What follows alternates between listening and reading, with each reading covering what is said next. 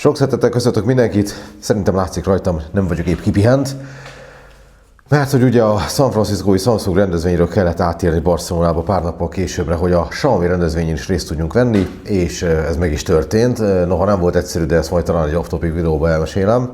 De ide értem, és rögtön belecsöppentem ugye a barcelonai forgatag első jelentős bejelentésébe, ami a Xiaomi-nak a majdnem 2 óra hosszú sajtóeseménye volt, ami egy kicsit rövidebb, mint tavaly, mert tavaly tényleg volt 2 óra, most azt hiszem, 1:40 körül befejezték, de nagyon hosszúra nyújtották, viszont ennek többek között az is azok, hogy nagyon sok mindent mutattak be.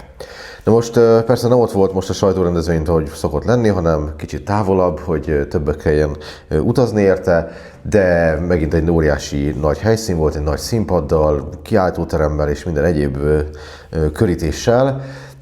Ugye amivel kezdték, hát mi jöttek ezek a szokásos bullshitek, hogy ennyit nőttünk, meg ennyi felhasználónk van, meg ennyi képet csinálnak az emberek minden másodpercben Xiaomi telefonnal, tök mindegy. De aztán utána ugye hát nyilván az est fénypontja, az, ami egy délután volt, az egy Xiaomi 17 és egy 17 Ultra volt, ugye a 2 flagship telefon, a kisméretű meg a fotós csúcs, de ezekről ugye ment ki egy külön videó, amit szerencsére fel tudtam venni kicsit azelőtt, hogy ténylegesen megtörtént volna a bejelentés, és azon, hogy kint is van a csatornám, meg már meg is nézhetek egy csomóan, szóval arról nem beszélnék itt különösebben, csak annyit mondanék, hogy mind a 2 telefonben van valami különleges, ugye a kicsiben a nagyon erős akkumulátor, a nagyban pedig a nagyon jól sikerült Leicás fotóapparátus, és ehhez képest egyáltalán nincsenek túlárazva, szóval, hogy azok így el lettek találva, de éppen ezért nagy kérdés volt, hogy más termékek kapcsán mit hoznak. Na, és akkor menjünk sorban. Ugye jött a Pad 8, meg a Pad 8 Pro. Ez 2 tablet, az az érdekességük, hogy nagyon vékonyak, 5,75 mm csak a vastagságuk, ami tényleg kifejezetten menő. És a kettő között külsőre így ránézésre nincs különbség, hiszen méretre ugyanaz a 11,2 hüvelykes, 3,2 K-s 144 Hz-es kijelző dolgozik rajtuk, és ugyanakkor az akkumulátor is bennük, mert 9200 mAh telepről beszélünk, 45 wattos tölthetőséggel, de belül azért van eltérés, ugye a Pad 8 a 170 000 forintról indul Magyarországon, a Pad 8 Pro pedig 250-ről, és a Pad 8-ban van egy Snappy 8S Gen 4, a Pad 8 Pro-ban pedig egy Snapdragon 8 Elite, tehát ez egy erősebb cucc, és a tárhely is nagyobb, amit adnak hozzá, valamint kamerában is eltér, mert az ugye 50 megapixeles a hátsó kamera és 32 megapixeles előlapi, még ugye a gyengébbik verzióban csak 13 megapixeles hátlapit és egy 8 megapixeles előlapit kapsz, de HyperOS 3 van rajtuk, interconnectivity-vel lehet hozzávenni billentyűzetet, ami megint az a lebegő kialakítás, van hozzájuk pen, ilyen Xiaomi pen, aminek egy gombmentes ceruza és ilyen simogatással lehet különböző funkciókra rávenni. Szóval, hogy egy korrekt tablet, de ez talán nem annyira olcsó, mint amennyire szerettük volna, hogy olcsó legyen, de mindenképpen eznek főleg az az oka, hogy azért ez így össze van rakva, szóval, hogy mind a kettő egy jól balanszolt specifikációval és funkciólistával rendelkezik, szóval ezek érkeztek tablet vonalon. Erről nem beszélnek sokkal többet, mert ez ennyit tud. Tehát egy tablet, van rajta egy Android, friss Android, van rajta egy HyperOS 3, és egyébként meg egy Xiaomi tablet, szép, vékony és tablet. Na, ennél viszont érdekesebb talán az óra. Ez ugye a Watch 5, ez a Xiaomi-nak a legfrissebb Wear OS-es órája, a Google Wear OS 6 van rajta, tehát a friss Wear OS. És ugye mindig az volt eddig, és a Xiaomi sem volt igazából nagy kivétel, hogy a Wear OS mellett az üzemidő, hát az nem szokott olyan nagyon acélos lenni. Ugye tudjátok, hogy a Galaxy Watch-ok ilyen 1-2 napot mennek el, talán az Ultra elmegy 3-4-et, de hogy ez nem feltétlenül üzemidő bajnokok az órák. Ehhez képest a Watch 5-re azt mondják, hogy 6 nap lesz az átlag üzemideje, aminek főleg az az oka, hogy ahhoz képest, hogy tényleg egy nagyon pici, vagy hát nem mondom, hogy nagyon pici, de hogy nem egy buflák óra, ehhez képest van benne egy 930 mAh akkumulátor, és hogyha megnézed azt, hogy mennyi van egy Samsung Galaxy Watch-ba, akkor ilyen 390-450 mAh-ról beszélünk, talán néha egy picit több, hogyha az ultrákat is vesszük. 930 mAh az sok egy órába, tehát hogy nagyon szépen kitöltötték fel a helyet, úgy, hogy egyébként van egy 1,54 hüvelykes 480x480-as OLED kijelzője, és kétcsatornás GPS van benne, tehát azért nem tűnik rossznak a dolog, meg ugye vannak ezek a csiptető mozdulatok, amelyeket tud, illetve ez a gesztusvezérlés, hogy tudod így simogatni a két ujjadat egymáshoz érintve, és akkor elutasítod, hogy szundiba rakod az ébresztőt, meg ugye az ilyen típusú csiptetéssel el tudod utasítani a hívást, tehát erre is van már a Xiaomi-nak megoldása, úgyhogy nem egyáltalán nem tűnik rossznak, de ez egy 100 000 forintos óra, ennyi fog indulni Magyarországon, úgyhogy azért nem lesz egy népóra, de egy jó alternatíva lehet azoknak, akik a Galaxy Watch-ot valamiért utálják, vagy pont, hogy Xiaomi termékeket szeretnek, és annál a Galaxy Watch azért picit olcsóbb. Headset fronton a Redmi Buds 8 Pro érkezett meg, 29 000 forintba kerül. Én nézegettem ezt a Budsot, nekem az volt, meg hogy Helén kérdezte az Irfantól, hogy mennyire jó az, mert láttuk, hogy olcsó. És mondtam, hogy hát figyelj, azért az Air Pro 4 Plus-t azt így szerintem papíron sem üti már meg, gyakorlatilag valószínűleg tényleg nem, de azért nem rossz az eresztés. Ugye egy 55 decibeles ANC van benne, hát ugye ezt mondja a Xiaomi, aztán majd gyakorlatilag kiderül, hogy mennyit nyújt. Dolby Audiós, multipontos és egy elég jó üzemidővel rendelkező headsetről beszélünk. Maguk a headsetek 8 órát mennek egy töltéssel, a töltőtok segítségével összesen 33 órás az üzemidő, és ami ugye nagyon jó benne, és aki már utazott hosszú repülőjáraton, az tudja, hogy ez mennyire hasznos, hogy 5 percnyi töltés alatt további 2 órányi zenelejátszást lehet belepréselni. Tehát, hogyha te 11 órát utazol a repülőn, és 8 óra után elfárad a cuccod, akkor 5 perc elég ahhoz, hogy aztán további 2 órán keresztül nézzél rajta filmet, vagy segítségével nézzél filmet, vagy hallgassál zenét. Szóval ez mindenképpen pozitívum. Ez egy Redmi termék, tehát hogy egyébként sem egy ilyen high-end szaga, hanem hogy ez egy ilyen budget vétel. Ennek megfelelően azt gondolom, hogy ez is egy ilyen kiegyensúlyozott szolgáltatás, kínálatú valami, és ennyi pénzért igazából kb. Helytálló az, amit kínál legalábbis papíron, aztán majd egy ponton elkezdjük tesztelni, és akkor kiderül, hogy halminőségben ez mit képvisel. Na, ami szerintem érdekes volt, hogy a Xiaomi Tag nevű dolog megjött. Ez egy nyomkövető, olyan, mint az AirTag, vagy olyan, mint a SmartTag a Samsungtól, vagy olyan, mint a Reno-Key.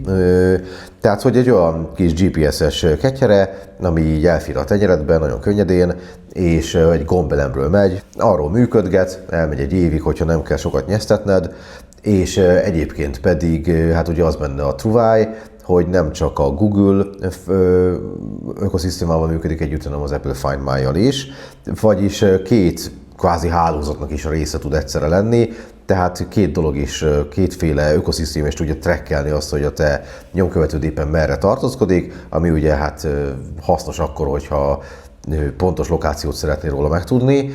Tud csipogni egyébként, szóval rá tudsz küldeni a hangeffektet. Ez egy nagyon olcsó kis apróság, ez 6000 forint, hogyha egyet veszel, és van ilyen 4-es csomag belül, az 19 000 forintba kerül, akkor tehetsz több bőrönbe, meg a kocsiba, meg a biciklidre, meg a kutyád nyakörvére, meg egy csomó egyéb helyre is, amit nyomon szeretnél követni. Szóval a Xiaomi is belépett ebbe a körbe. Nincs nagyon-nagyon sok ilyen megoldás, ami a Google meg az Apple rendszerével is együttműködik, és tracker.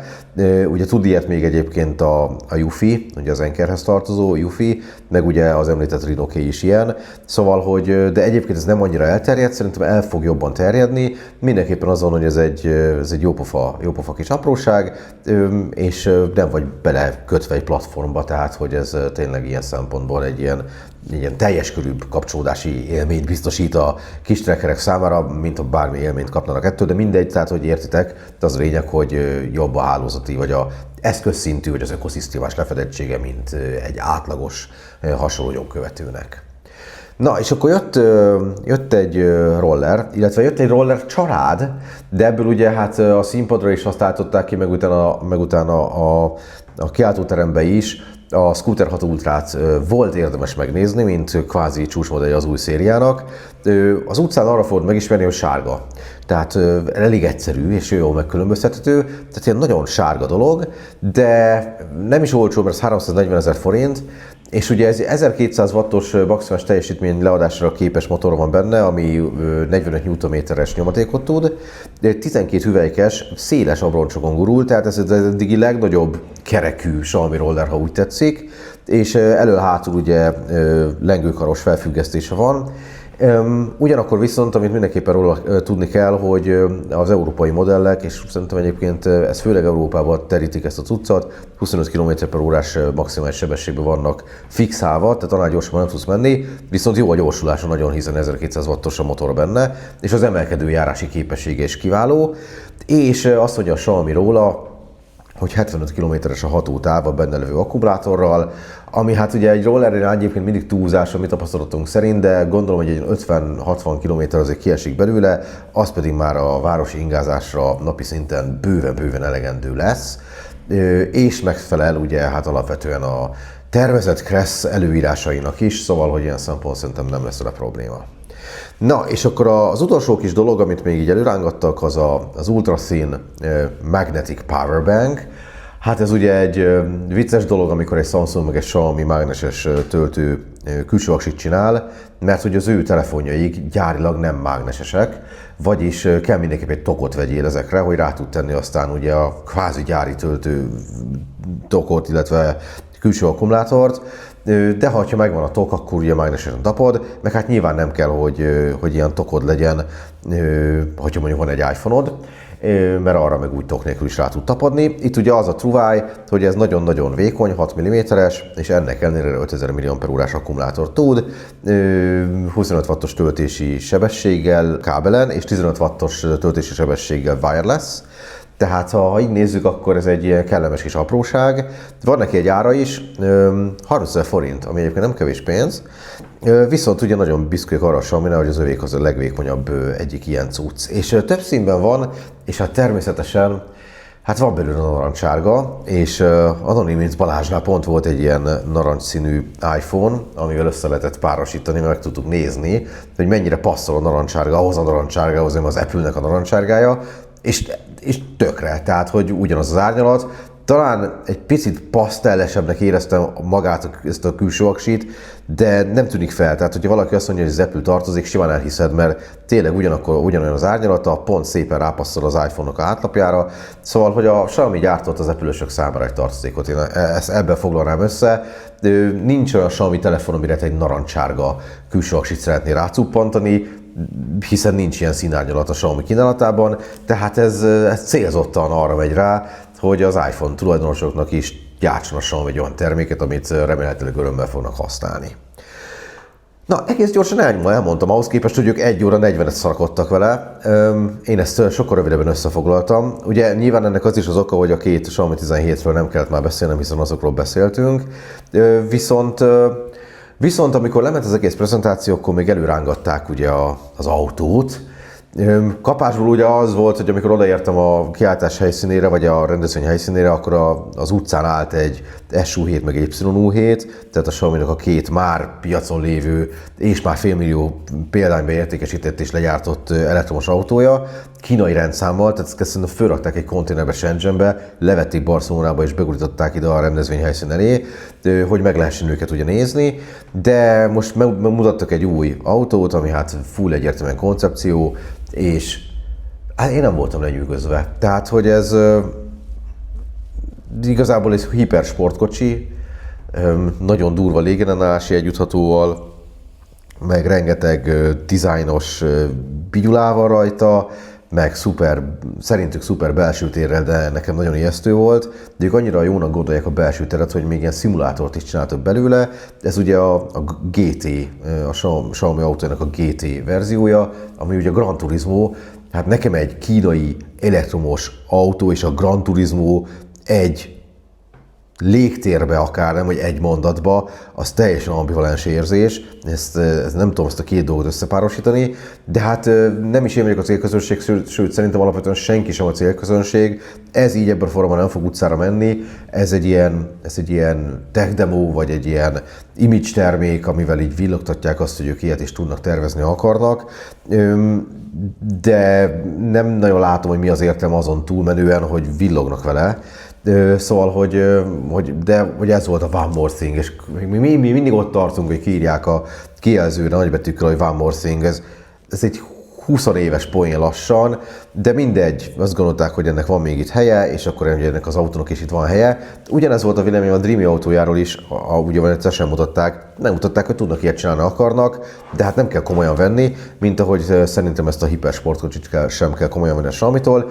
Elég nekünk az, hogy komolyan kell vennünk a klasszikus elektromos autóikat, amik tényleg nagy üzembe tolják őket ki, és hát ugye most a legutolsó info szerint 2027-ben ezek most már Európába is el fognak jutni.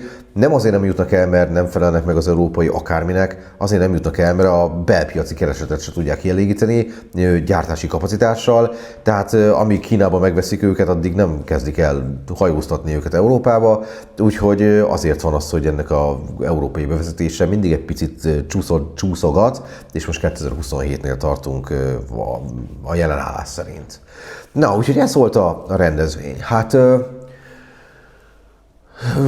az van, hogy voltam annyira fáradt, hogy amikor a Xiaomi 17 meg a 17 Ultráról beszéltek, amiket már kívülről belül ismerünk, akkor kicsit így bebúrintottam, tehát, de nem csak én, mert a Dr. Legendary is elbúbiskolt, de aztán mind a ketten felélénkültünk, amikor a többi termékről esett szó, és aztán utána ugye megnyitottak egy nagy kilátótermet, és akkor körül lehetett nézni az összest. Jaj, meg amit nem mondtam még, hogy itt meg lehetett nézni a Leitz-font is, ugye a Leica telefonja kvázi, de az egy Xiaomi 17 Ultra, amit nagyobb tárhellyel adnak, és a kamera gyűrűt lehet forgatni rajta. Kiraktak egy eurós árat, ami 2000 euró, hát az valami egészen horrorisztikus, pláne hogyha a sima Xiaomi 17 Ultra árához viszonyítjuk, ami kifejezetten versenyképes lett, de mindegy, azt is megnéztem a rendkedvéért. Nekem ezek az ilyen branded telefonok, mint a Porsche Design, meg ezek, amiket más gyártók is csinálnak, ezek soha nem dobogtatták meg különösebben a szívemet, de lehet, hogy valakinek ez pont tetszik, úgyhogy van Leitz-fon, marha sok pénzért, nem valószínű, hogy Magyarországon túl sok lesz belőle. Nem is tudom, hogy lesz-e hivatalos forgalmazásban, igazából meg se kérdeztem. Na, de lement ez a rendezvény, úgyhogy most így ma este ezt fel tudtam nektek itt mondani, meg ugye van egy csomó vágókép, amiket láttatok az eddigiek során. És most az lesz, hogy hamarosan én kiegészülök, mert megérkezik a Virág Dani meg a Bón, hogy holnaptól, tehát vasárnaptól nagyon-nagyon sok dolgot nézzünk meg így városszerte.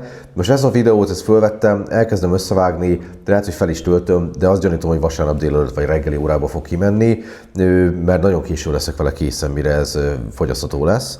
Úgyhogy amikor én ezt elmondom nektek éppen, és valószínűleg amikor nézitek, akkor már javában vasárnap van, és én valahol Barcelonában valamelyik kollégámmal valamilyen gyártónak valamilyen termékét tekintjük meg éppen, mert lesz Honor, lesz TCL, lesz Motorola, meg még egy csomó egyéb más is, úgyhogy nyakunk veszük várost, és a kiállítást, és a következő egy hétben folyamatosan fogjuk hozni nektek a tartalmat, nem csak itt videóban, hanem természetesen jóval sűrűbben frissítve a mobilarena.hu olvasható írásos felületein is.